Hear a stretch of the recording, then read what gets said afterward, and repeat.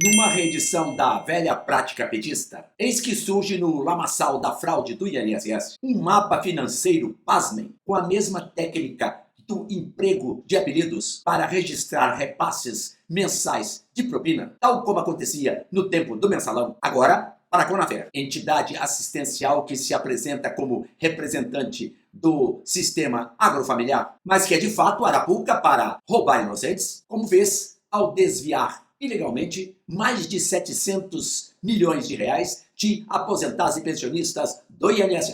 O pulha maior que está engaiolado, o tal de Alessandro Stefanotto, que pousou de marrento e abusado no depoimento da CPMI, está no topo da lista com a alcunha de italiano, a mesma do ex-ministro Antônio Palocci, uma das mais reluzentes presenças do esquemão da Odebrecht, que atuava como elemento de ligação da empresa com o governo Lula. Por Palocci correram cerca de 128 milhões de reais da empresa para o PT. Stefanotto era o facilitador dos contratos fraudulentos com a Conafer e recebia uma caixinha mensal através de empresas de fachada no valor de 250 mil reais por mês. Outro patife de tal relação é o Herói 5, ou Amigo 5, identificado como Vinícius Oliveira Filho, ex-procurador-geral do órgão que recebeu da Conafer 6,5 milhões de reais entre 2022 e 2025.